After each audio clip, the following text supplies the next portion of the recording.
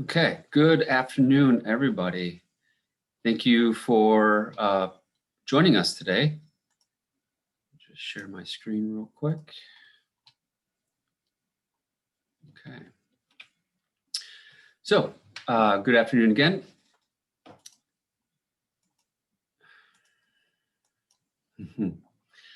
Thank you for joining us. This is the Clinton River Watersheds seminar series focused on our WaterTowns initiative. This is the first of 3 webinar series that we'll be hosting over the next few months. And it's really to celebrate our placemaking initiative called WaterTowns. And today we're doing the first installation of this, which is the art, history, and cultural heritage. My name is Christopher Bobrick. I am the planner for CRWC. And I'm actually really excited to present to you today just some of the excitement for this opportunity to share some of the work that's been done within our watershed. And so before we get started, I would like to just go over a few things. One, this webinar is being recorded. So I'll pass this out to everyone at the end of the session, whoever has registered for it. Please mute your audio. Please turn your camera off. We'll have 4 speakers today, so we have a lot to get through. We've all decided that the question and answer session would probably be best at the end. And so please type any of your questions into the chat box, either to the group or to me personally. And I'll try to work through those the best I can at the end of everyone's presentation.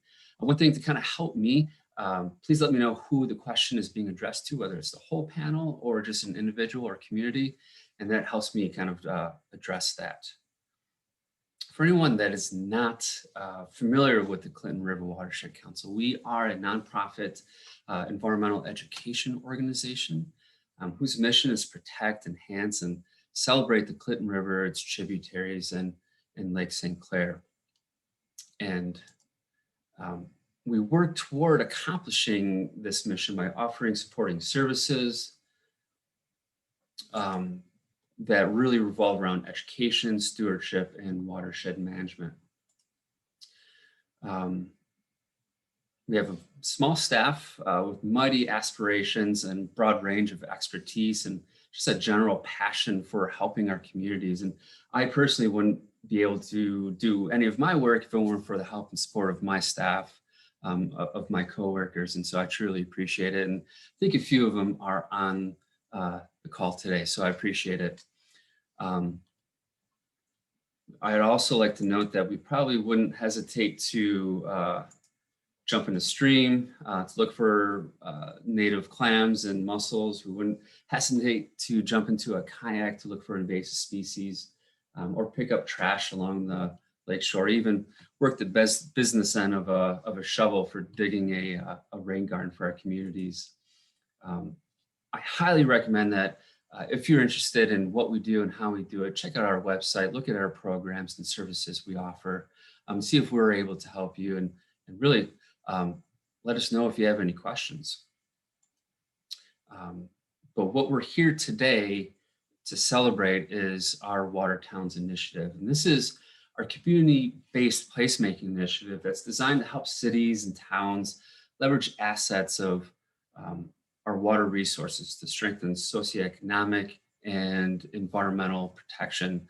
I'd also add that it's an awareness campaign as well. It enables us to work with communities to help them get over barriers to really start implementing projects, kind of jump-starting them in a sense. And we've been funded and supported by the Herb Family Foundation since 2013, so we greatly appreciate their support and insight on this program. And then we have had various funding sources throughout the years: Ralph C. Wilson Jr. Foundation, DTE Energy, ITC, Eagle, in their non-point source and coastal zone management programs, as well as Drummond Carpenter, who's really a critical component of WaterTowns and has been here since the inception of WaterTowns, and really helps provide a layer of expertise and helps us provide deliverables to all of our communities. And please reach out to us anytime if you or your organization would be willing to help support this fantastic initiative. I've learned many things over the years working with our communities and funders, and essentially standing on the shoulders of some of the other employees that have initiated this project before me. We would greatly appreciate any conversation about how we can move this program forward and advance it into the future. But now it is my pleasure to finally stop speaking and provide this virtual platform to our presenters. First, we're going to hear from Charlie Garling, Director of Studio Programs, Detroit Institute of Arts. We'll then hear from Molly Lalone, Executive Director of Lake Orion, Downtown Development Authority. Then we'll hear a story about from Alyssa Diebold, Arts and Cultural Diversity Commission Chair for the City of East Point. And lastly, certainly not least, we'll hear from Daniela Peterson, a Creative Placemaking Fellow for the Trust for Public Land. She's going to provide insight on a program that she's developed in Chattanooga, Tennessee. So a little bit out of our watershed, but certainly something that we can implement within it.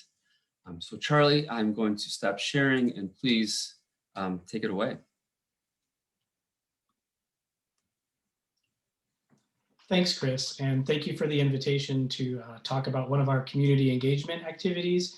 And I just want to say I'm honored to be on the panel with the other guests, and thank you everyone who is watching.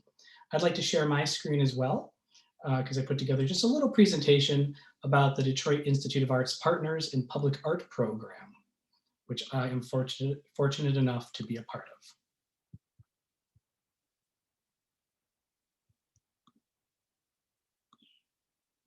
Can everyone see my screen? Yep. Yes, we can. Great. Yeah, so the Detroit Institute of Arts has numerous community engagement activities throughout Southeast Michigan, and one of them is the Partners in Public Art Program. And before I even start talking about too much about it, I just want to thank the real heroes of the program. This is a list of names of people who, with whom I work, who are the real heroes of the program. They're the ones that make it happen. They help coordinate these activities, and they also sometimes even help make them. So I just want to mention their names: Alex Guilford, Ani Garabedian, Stephanie Suket-Felchuk, and Vito Valdez. And this program could not happen without them. I also want to thank the director of the DIA, Salvador Celera Pons, who really inspired this program. He has a vision to make the DIA a town square, a gathering place for everyone. And it was through his vision that the program began.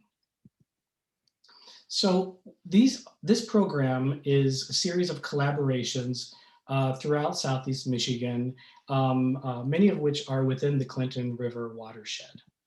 And the reason why I'm interested in not just this program, but in art making in general, is that I believe, and I've seen, that art can have a transformative impact on people's lives. I worked as an elementary art teacher for 13 years, and I've worked as an administrator at the DIA for 6. And I can tell you firsthand that it is a privilege to be able to work there and to see how art can have a meaningful impact on people. And public art in particular really transforms spaces into places. And as you can see in this picture, we're not the first ones to come up with it. This is something that people have been doing for a long, long time. So we make public art in partnership with different communities and organizations and municipalities throughout Southeast Michigan to co-create community-driven, highly visible works of art that express the unique stories and interests of each community. And ultimately to help tell their story. This is not so much a DIA program as it is a partnership with communities so that we can bring expertise and resources to help them create a public art project that they might not normally create. It begins with a survey. We disseminate hard copy surveys and online surveys to the community, asking them a series of questions, such as, What type of public art already exists in your community? What type of public art do you think would work well? What are some themes or ideas that would best represent your community? And what style of art do you think makes sense for your community? And that really helps us come up with a list of themes and symbols and history and style. All of these things really help us figure out what it is that the community is interested in. But this actually harkens back to the Learning Center at the Detroit Institute of Arts. We had a studio space there within the Learning Center. And the Learning Center, we're fortunate enough to have walls where we can display different artwork created by our visitors. And so you can see, here's one from a few years back, and they can be really impactful and powerful. We also have a program called the Community Group Program, and we work with different social service agencies throughout Southeast Michigan. And we tried something different one year. We were working with Paquette Square for Veterans, and we created a mural with them. The person holding the brush is actually Vito Valdez. He is our lead artist on special projects. And you can see this is the, the mural halfway done, and everyone's posing there and looking pretty proud. We also had a different program, and we were working with different elementary schools, and we invited them to the DIA, and they ended up creating these clay tiles that you can see on the right-hand side of the screen. And then we put them together and installed them on the side of their school. And so you can see some happy faces, and they were so proud to be able to be a part of that. And it was those two things, the Salvador's vision, the Learning Center walls, our work with Paquette Square and other groups in the community group program, and this installation that really led to the program itself. And so we have worked with several different communities throughout Southeast Michigan and within the Clinton River watershed. One of the first ones was in Clarkston, Michigan. And you can see the mural on the right-hand side represents the different flora and fauna in Clarkston, and also some past and current buildings that are still there. You can also see that there's a mill wheel in the middle representing the agricultural history of Clarkston. This painting was conceived and created by Alex Guilford. And really this one set the direction of the program by incorporating all these different elements from that location. We also worked on a mural in Clawson, Michigan. This one was created by Ani Garabedian and Megan Hominick, who's an art teacher in Clawson. And you can see some of the buildings that are still there in Clawson, along with an interpretation of their wonderful farmers market. And we worked close to home. So we worked in partnership with the Osborne Neighborhood Alliance in Detroit to create a large sculpture for a park right down the street from them for their butterfly garden. And actually, if you look close, you can see each of those sticks are painted, and so we had different people from the community painting those sticks, which were incorporated into the artwork. We also have worked right down the street from the DIA with Hannon Center. The Hannon Center for Seniors. And this piece was conceived and created by Vito Valdez. It's called La Source. And if you look closely, you can see some bricks going up the side of the wall. And each of those bricks was actually created by a member of Hannon Center. And so we were very fortunate to be able to work with them. They've been fantastic partners over the years. We also recently worked in East Point, Michigan, which Alyssa is going to talk about. And there's a picture of Wendy Popko painting the mural. And she's a fantastic muralist. And we are also lucky to work with the Orion Art Center and Molly in Lake Orion. And here's a picture of Stephanie on the left and Ani on the right, working on a design conceived by Detroit-based artist Nicole McDonald. So Ani and Stephanie are amazing artists, and this was a wonderful partnership. We also worked in Romeo, Michigan. And so Romeo is known for many things, but we were lucky enough to work with Starkweather Art Center there and the DDA. and to create a mural that highlighted some of the local architecture, the diversity of the community, and their annual Peach Festival. And if you haven't been to the Peach Festival, I encourage everyone to go when it's safe to do so. And we worked with Sterling Heights, with the police department in particular. This installation is actually going to be installed. So this is just a rendering of what the facade of the police station will look like. And the image is based off of probably a 6 by 8 foot painting. And at the bottom, there will be tiles created by the police community. And here's a close-up of a painting that we did in Warren in their recreation center. We worked with an artist named Ellen Rutt, who's fantastic. And Ellen is very interested in shared spaces. And so she titled this one, "The Necessity of Shared Space." And we were trying to find the most populous location for the public in Warren, and we ended up doing it in their pool area. So if you're able to, go take a dip and check out this mural. Currently, we're working with Berkeley, Clinton-Macomb Township, another project in Detroit along the Avenue of Fashion, Rochester, Utica, and Wyandotte. And I wanted to harken back real quick to the beginnings of this program, to not just emphasize the artwork itself, but the people. Ultimately, these projects are not about the work that's created, but it's about the partnerships that are formed, the way that we're able to engage and collaborate with the community. This is a program about people through the lens of public art. But art certainly can transform spaces into places.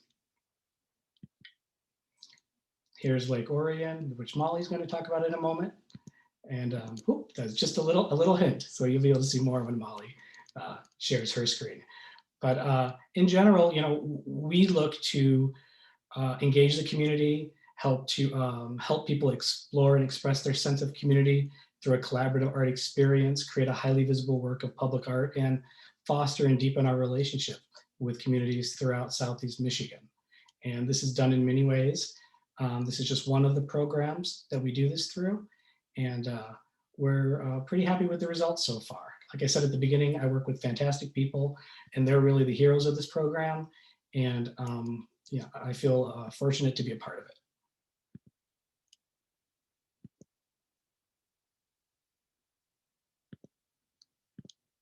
It's all about the people.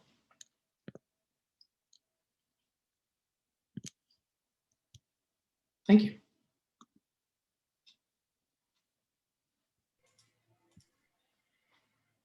Great. Fantastic, Charlie. Thank you very much. Next, we're going to hear from Molly. And Molly, you can go ahead and share your screen. All right. Hello, everybody. My name is Molly Lalone. I am the Executive Director for the Downtown Lake Orion Downtown Development Authority.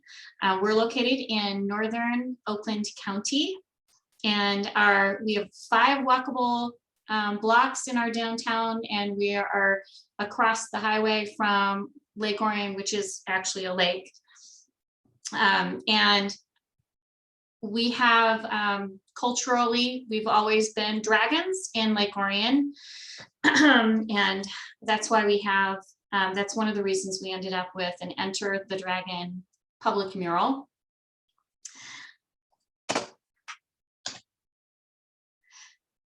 All right, so I just wanted to talk about who we had involved in our project in order to get the entire public excited about our project. And we started out actually with the DIA Inside Out program. And we had the arts installations all over downtown. One thing that is wonderful about public art is it changes your relationship, a person's relationship with art. When you go to the museums, you need to stand back. It's a very controlled environment, temperature-wise and light-wise. But when the art comes to your downtown, you can touch it, you can walk up to it, you can view it from different angles, you can see it at night, and you can see it in the daylight. And that creates excitement. So after the Inside Out program came to downtown Lake Orion, and people were excited about it, we had business and property owners that approached us and said, hey, we want more public art in our downtown. And we created a downtown art committee. We got the art center involved because of course we need the local art center to be involved in anything that has to do with art.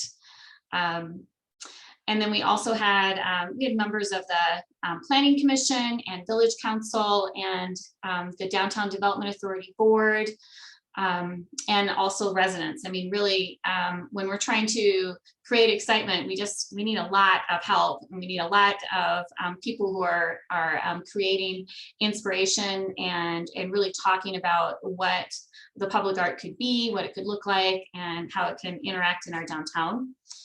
All of that is necessary in order to get approval for your project. I'm so sorry, I don't remember how to make my screen move. There we go.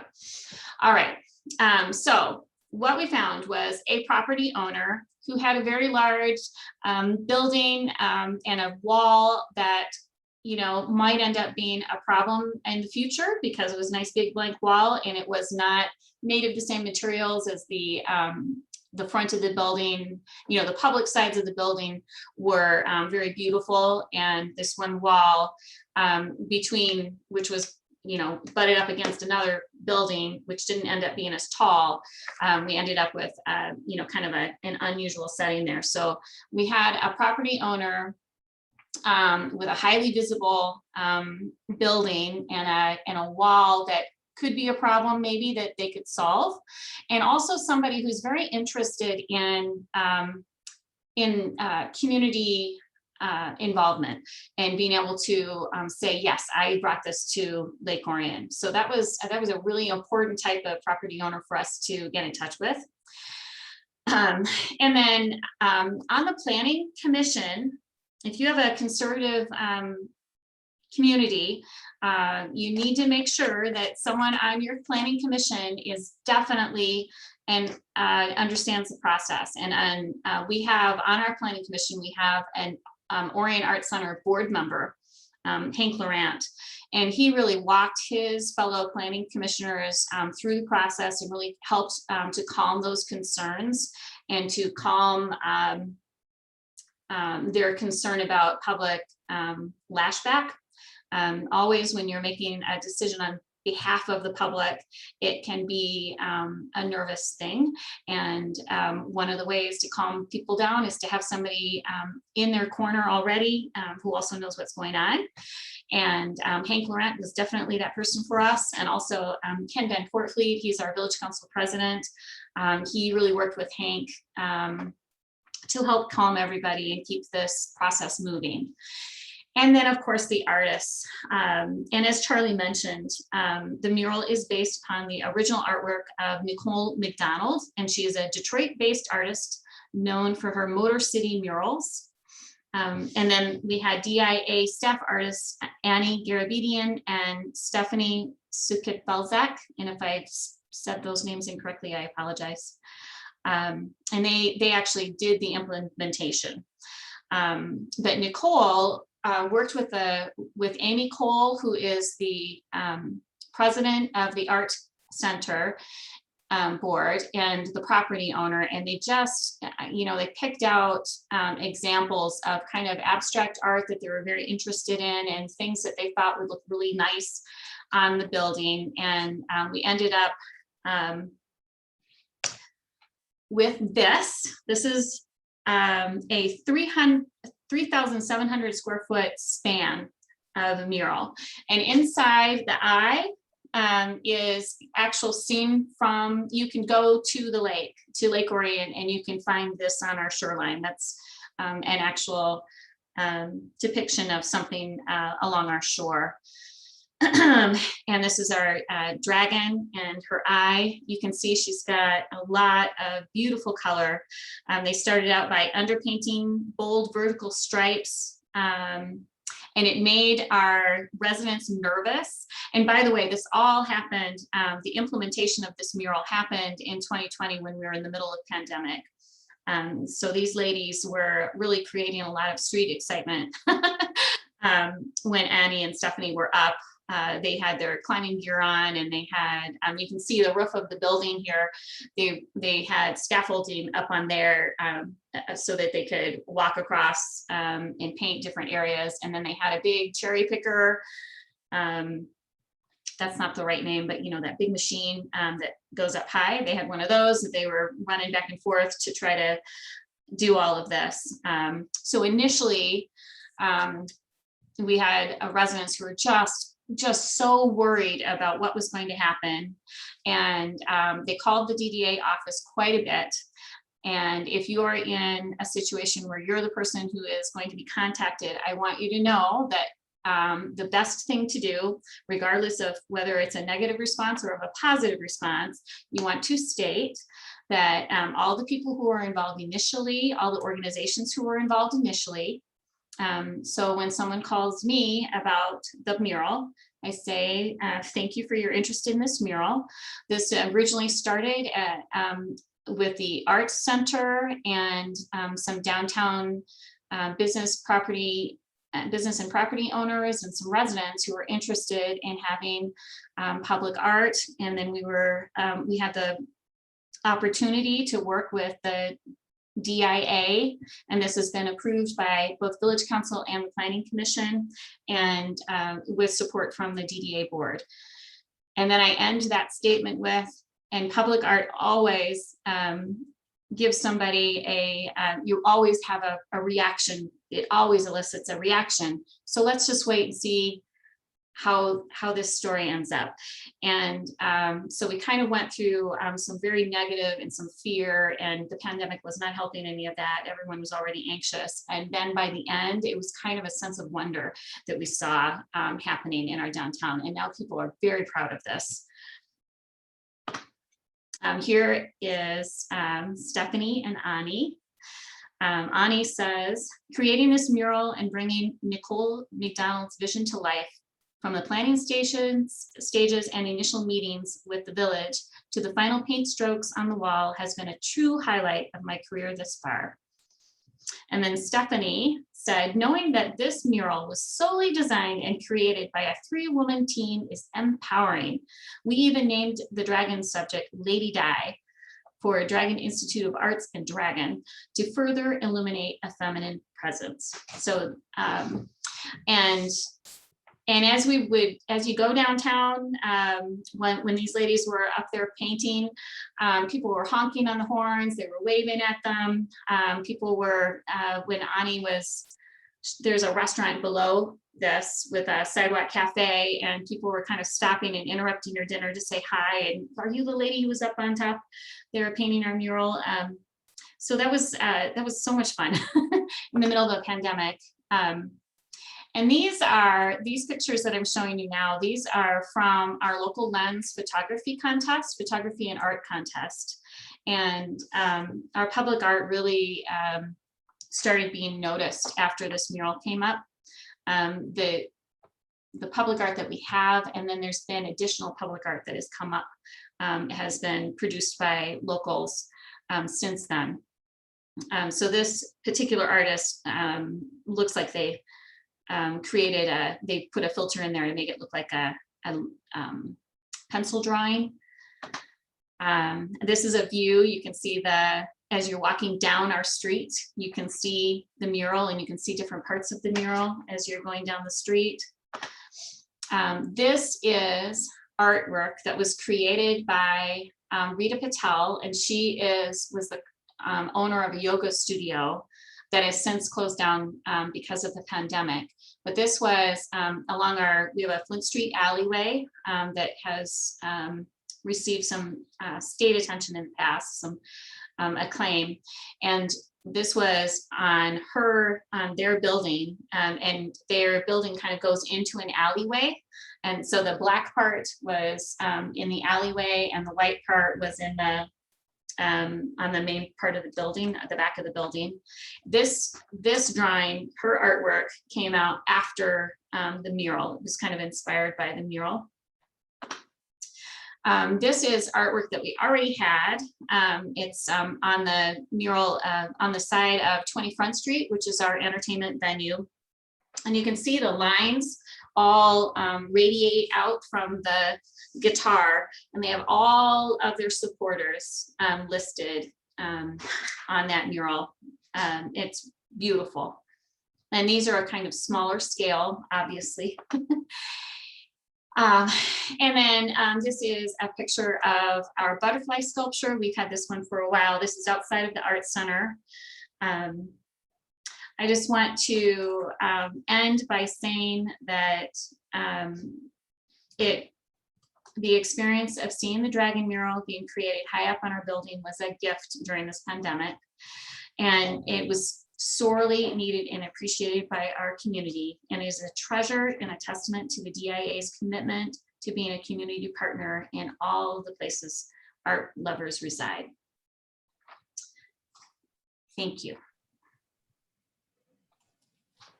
Fantastic, Molly. Thank you so much for that presentation. Next, we're going to have Alyssa Diebolt from City of East Point. Alyssa, the floor is yours.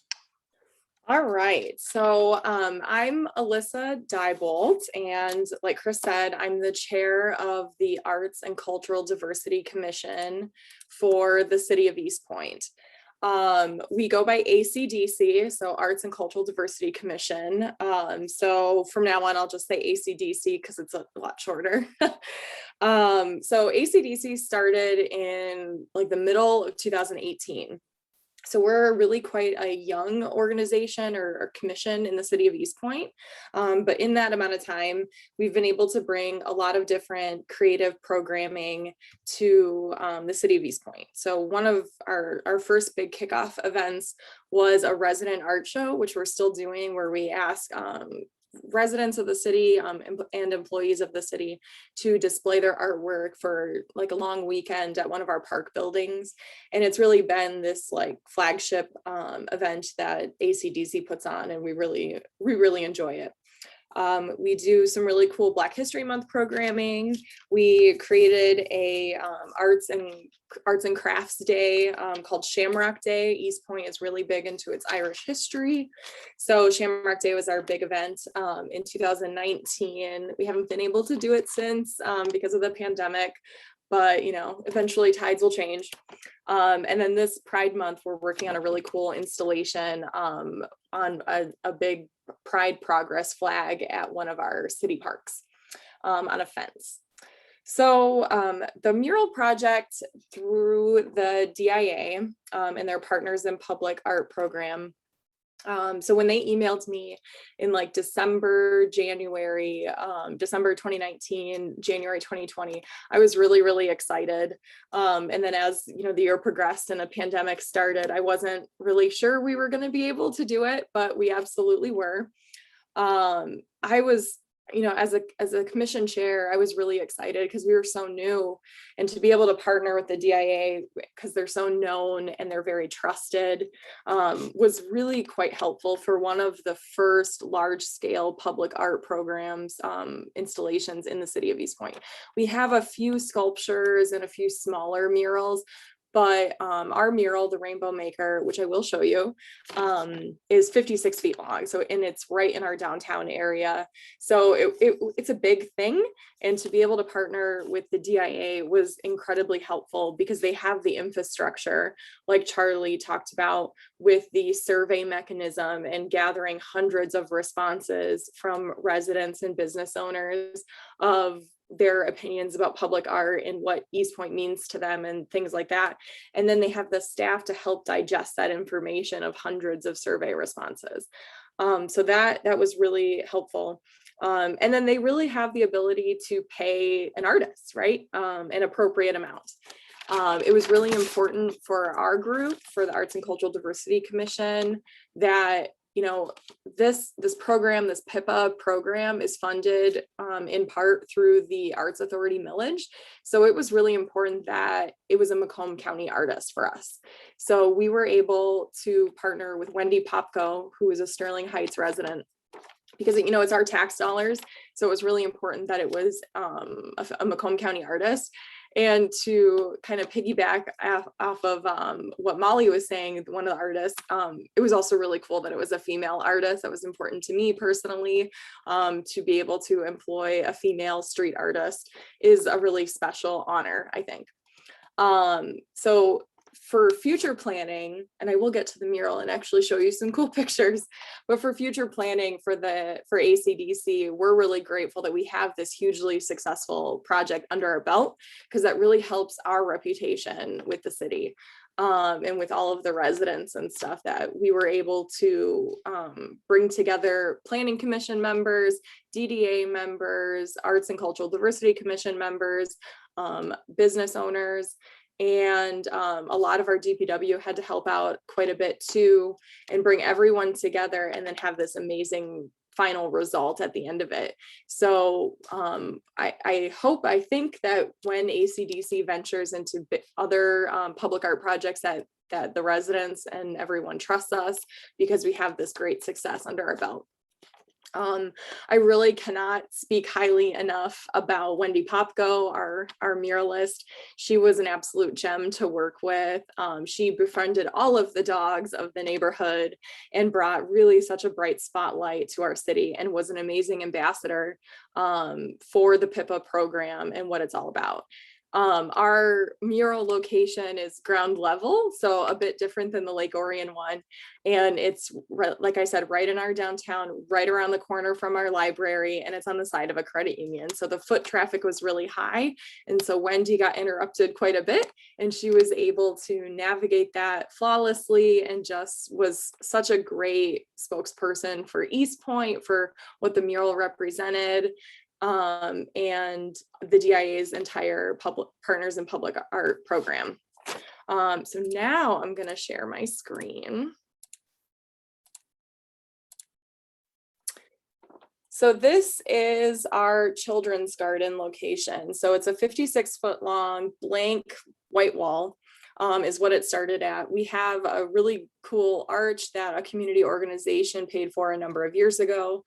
And I mean, it was a really blank, boring space. A number of years ago, the school district partnered with the city and did these 4x8 sheets of plywood, and the students painted these really neat designs on it, but the plywood wasn't treated. So over time, you know, wood and weather doesn't last all that long.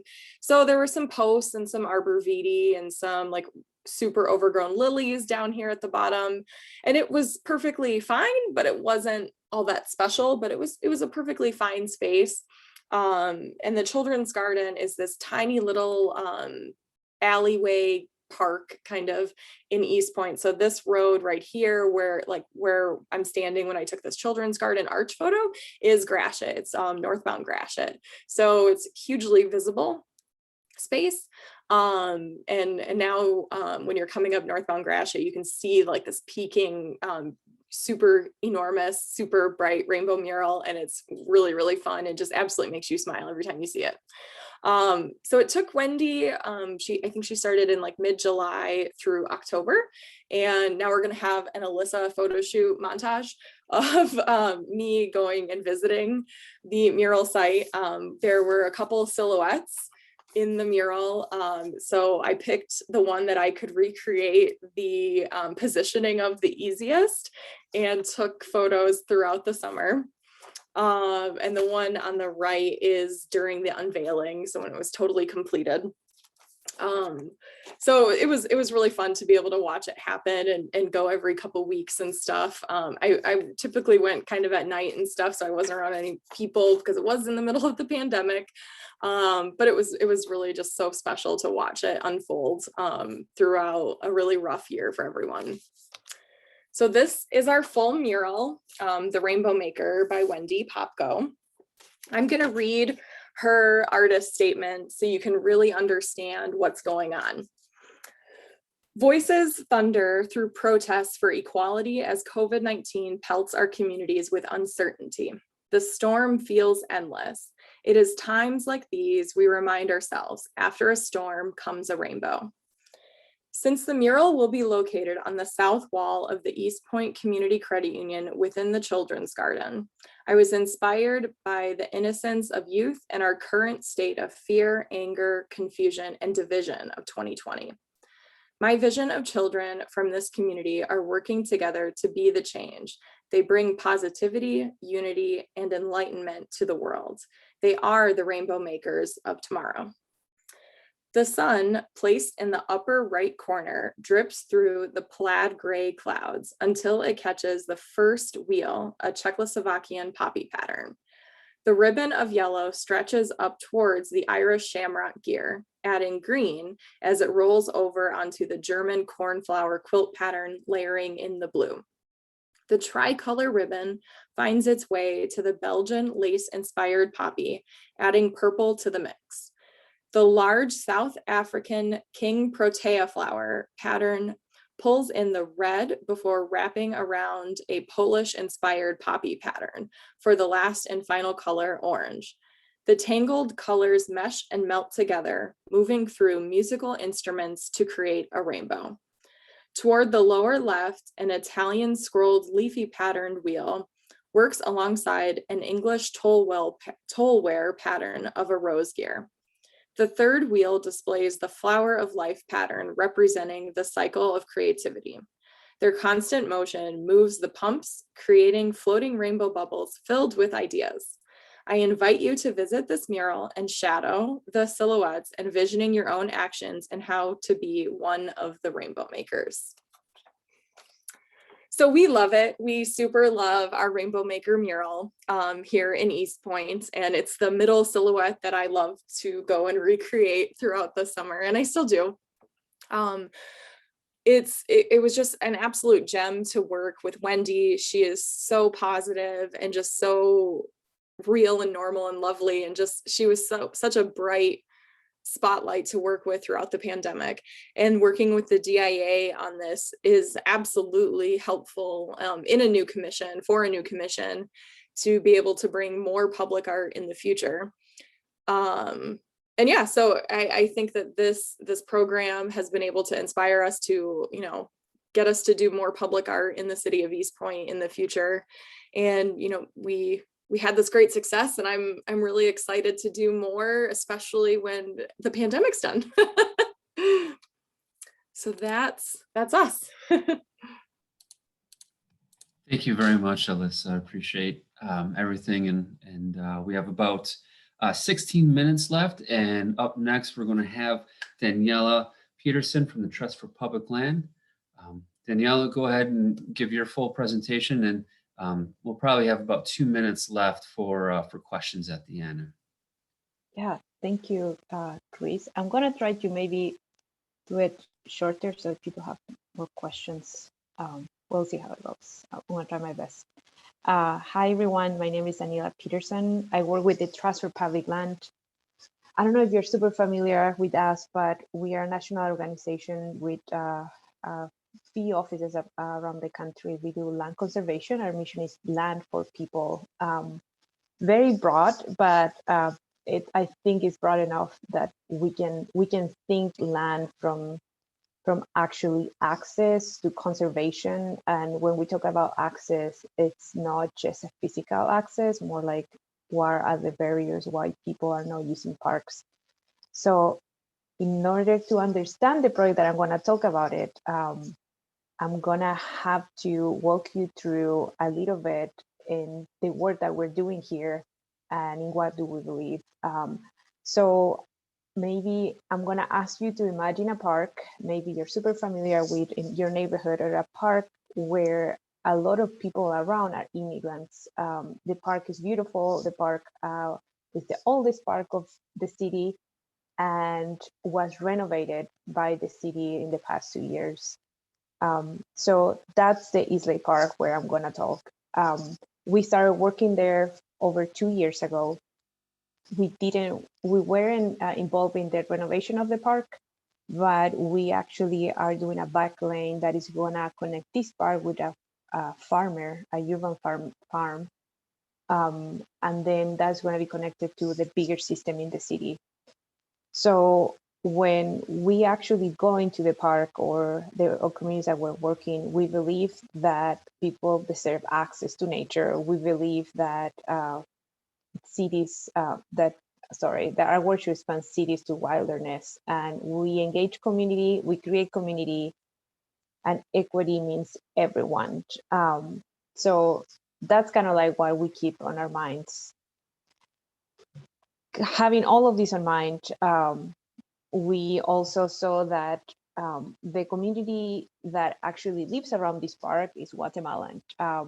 We have a lot of percent of our immigrant community is actually from Guatemala, which is very interesting, but that's not the case of this presentation. And then what we saw was like, if we have a highly percent of immigrants around, why the park, we could increase usage. It's not, so what I'm trying to say, it's not enough to have a nice park. We see in other works that is something there that people don't use it. And depend of the community are different barriers. So this project, it's a small step in changing the narrative about who uses public space and who see themselves in public space. So as the other presenters, like, this is not new. I'm from South America. I don't know if you notice the accent, but I don't know if you've been there, but in case you haven't, we have plazas, we have parks, and in the main plazas, parks of our cities, we have photographers. Normally they have a donkey or a llama, but you go with your family and you have your picture taken by them. So that's a concept, very simple. So what we did, it's actually to take that concept and do it. We did it in this park, local park in Chattanooga, and thinking that with this small intervention, people are going to start seeing themselves in the park, and also the outsider community can see them in this public space, smiling in family, like these cousins that with their typical outfits, and start changing who do we think are in public space. So I'm going to share the pictures with you. So the result of this, and the name of the project is Family Picture Day at the Park, Family and Friends Picture Day at the Park. Based in the concept of South American plazas, we hire a photographer and we went to the park and started taking family portrait pictures and friends pictures, and people start signing up. We were there for a morning on a Sunday. We have some people that actually sign up before and show up. We have other people that didn't show up, most of the people. And then we have a lot of people that were just walking around, like this family.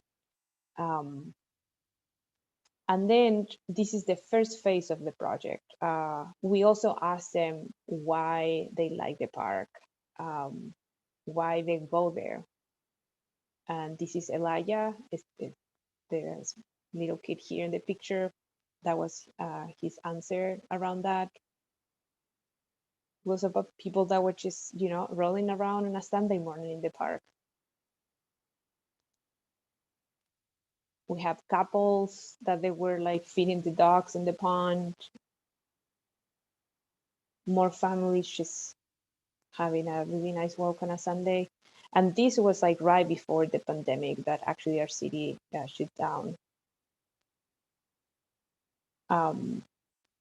So I'm gonna stop here, because it was like, these pictures, like, they make you smile, they kind of, you feel warm, and for us it was a really good experience having the pictures when everything started going down. We can actually go back to the pictures and see how important it is to do this kind of things. The second phase of the project is actually printing the pictures and giving it to them. And we were going to do a third part of the project, was actually the exhibition of the pictures with a community partner at the park. So we're going to print the pictures in like bigger scale, and people can see themselves and we can see them. And also with a postcard that they can share with families that they are not here with them. I'm not just thinking in immigrants. I think everyone can think about someone that doesn't live in the same city and you're very close to send a picture of yourself in your local park and sharing what you like about that, and that you would like to actually walk with that person in the park. So I'm hoping that this year and next year we're able to do that. Normally, you hear sometimes good ideas, sometimes that resonate with you and you don't know how to do it. I'm gonna go through like lesson learns really fast, and if you have more questions, we can follow up. I'm also gonna drop off the whole gallery so you can see all the pictures. What the budget? I mean, you think sometimes that you need a lot of money, or like, yeah, kind of big scope. This project can be done between $3,000 and $5,000, or even cheaper. But I would highly recommend just hire a professional photographer and also see the style of the photographer. In this case, the photographer, she's incredible and she specializes in families. That is different than weddings. So you start learning about like kind of what kind of style of picture you want. We also hire a neighbor. So she helped us to organize, recollect, do the flyers. We were really intentional with the flyers around like, color, race, and kind of how we can be welcoming for all kind of families and friends, so everyone can feel welcome. We actually did a registration that wasn't super successful, but a person actually heard me in a presentation and he went and did one, and then we reconnect, and he actually put an ad on the radio and people sign up. He put a feed on it, so you ensure that people was going to show up in the space. So yeah, and then the thing that is normally very complicated is the waivers. I will highly encourage you to have a really simple waiver. And when you work with undocumented community, signing up, it's always really tricky when you start asking a lot of information. So I will keep that in mind, that the simplest, the better, and have it like translated to. I'm sorry, maybe I did it too fast and too general, but I would love to hear if you have questions, or I can clarify some of the points. But yeah, that's the project. It's a family picture day in a park. And my last comment would be, try to include that in your strategy and not just an isolated event. It's really important that we actually kind of have a final intention in the community and intentionality in all our activities that we do. So this is part of a bigger plan that we are actually working in this community. So we know that we're going to be there for a few more years, so people know about what we're doing. So yeah, thank you. Thank you very much, Daniela. Do you happen to have a link to the photo gallery for that? Yes. Yeah, if you could go ahead and provide that in the chat, that would be great. Please, everyone, we have about 6 minutes or so left. If you have any questions, please feel free to throw it in the chat, or turn your microphone on and go ahead and ask. We do have one question for Daniela, actually. Do people pay for the postcards or photos that were entirely was that entirely part of your budget? Yeah, that was entirely part of the budget. So was the perfect plan, but the pandemic.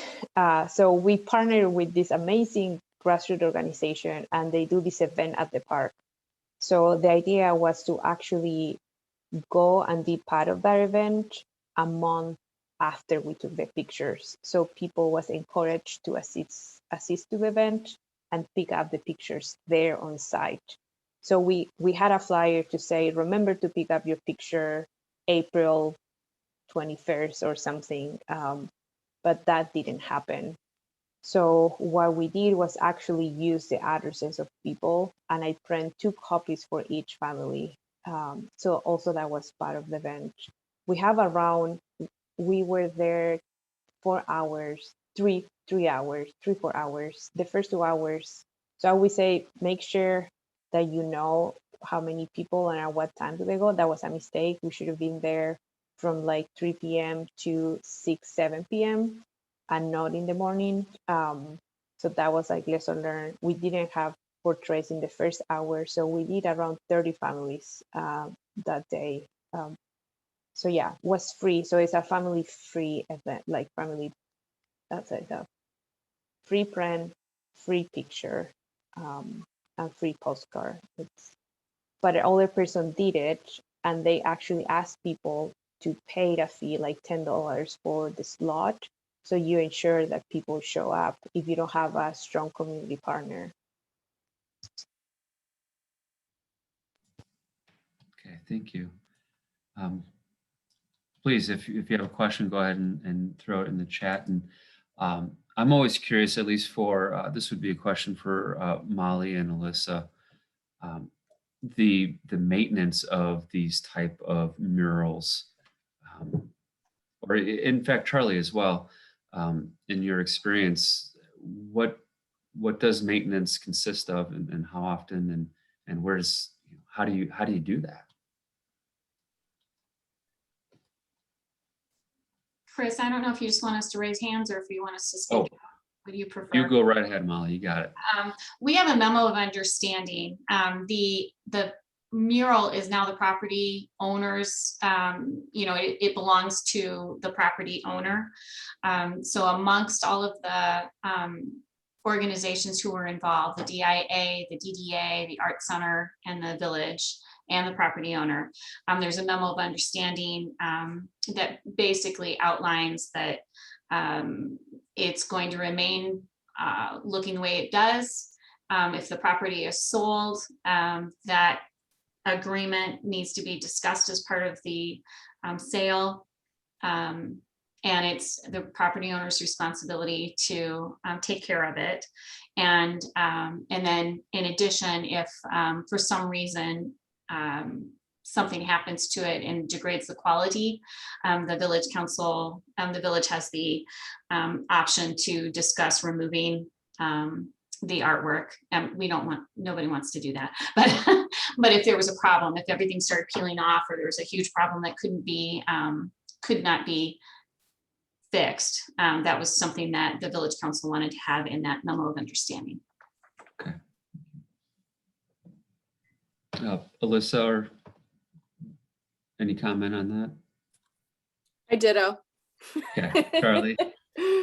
Yeah, I just want to say that both Molly and Alyssa have been fantastic partners through these projects. So thank you both very much. Every project is different. Every memorandum of understanding is different. But in general, we ask that when a mural, for example, needs some touching up, that they would first contact the artists who created it or who designed it, just to be respectful of their artistry. Sometimes municipalities will develop trust to pay for future maintenance on one of these public art projects. That's what happened in Romeo. And sometimes it's the recipient who's responsible for the maintenance of it, and sometimes it's the city. That's the interesting thing about these partnerships, is that they're different every time, and that every community gets engaged and involved in it in a way that works well for them. Thank you.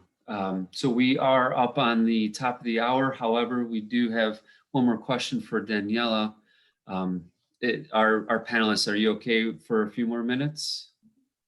Okay, Sure. we won't. But this is a question for Daniela. What information was included in the waiver? For Alyssa and Molly as well, how can a community express interest in a mural or art installation? So first, Daniela, what information was included in the waiver? So if you work with a photographer, sometimes photographers have their own waivers or rights. And then in my case, that I work with a national organization and we want to use the waivers of the pictures, we need the waiver. So we ask name, address, age, and then the authorization to use the picture. And in case they have children, we also ask the name and kind of address of the children. And then we ask, what are you wearing? So my recommendation would be, and you have to check, I think it's important to ask and people know that you're going to be using the picture. So I verbalize that, because sometimes people like just sign. I'm like, you are giving me the power to use your picture in a national organization, in our social media. And then because of that, if someone take a picture of me, I would like to see that picture or have that picture. So that's the reason that the print is free, because we also use picture and use image. And we are changing a narrative internally about who is using public space and who is the outdoor people, and parks are an outdoor space. You don't have to be outdoorsy to be in an organization like us. So it's been really important, like a process. My suggestion would be, and I have seen this, you can do it by phone. So you send it and it's more private, and you are in a clipboard, kind of like, like surveying someone. Or you can do like when you sign up in an event, you add a paragraph on the top that say that signing that you are giving the rights to use the picture. So it's kind of like name and signature and nothing else, depending on the organization, but I will check. And it's for me, it's the value behind that. I'm asking you permission to use it, but that question should be easier to understand. So those kind of like, that will be like the questions that I will ask, kind of like, can I use it? That should be clear, and how I'm gonna use it. Okay, thank you. And now for Alyssa and Molly, how can a community express interest in a mural or art installment? And Molly, we can start with you if you'd like. Sure. All right. I think what I wanted to do is elicit that excitement. I wanted to create a situation that provided people the opportunity to say, oh my gosh, I want more.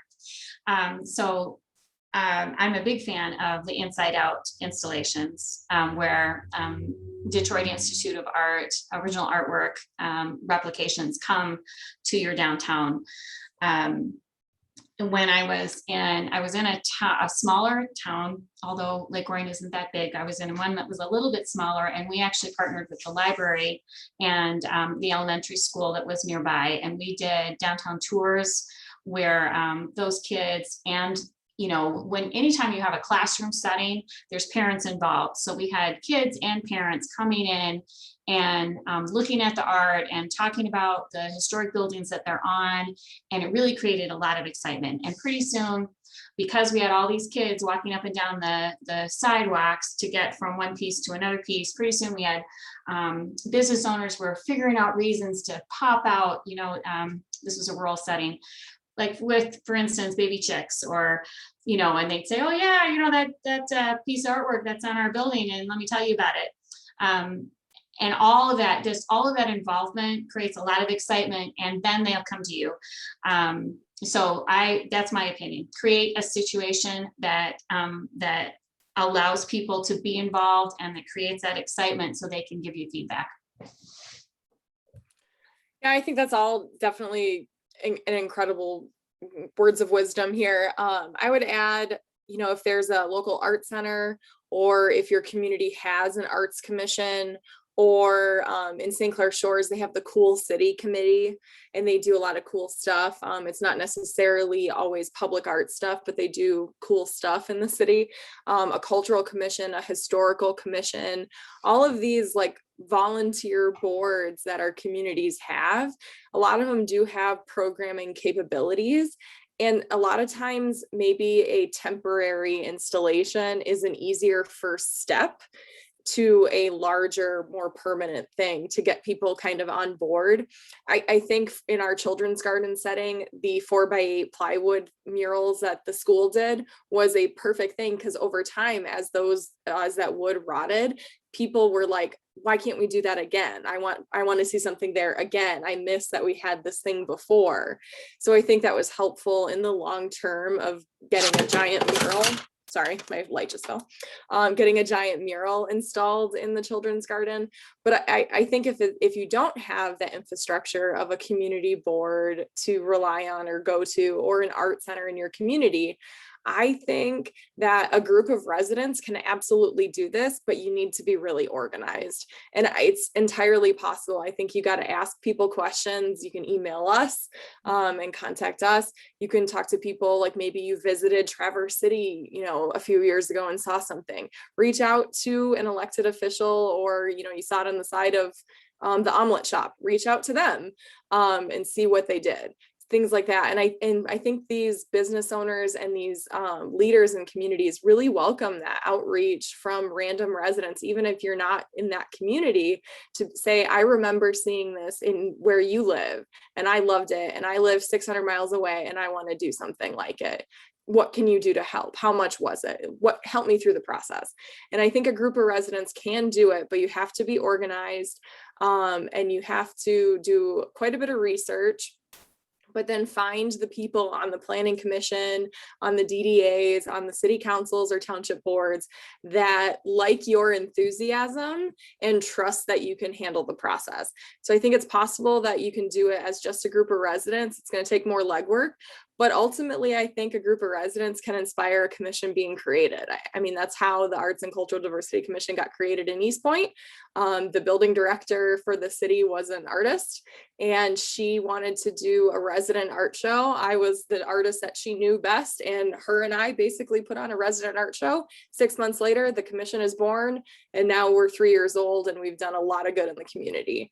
So a small group of people can absolutely change the course of public art and cultural appreciation in a community. And I think it's as residents, we have a lot of power, and we should try to flex it sometimes.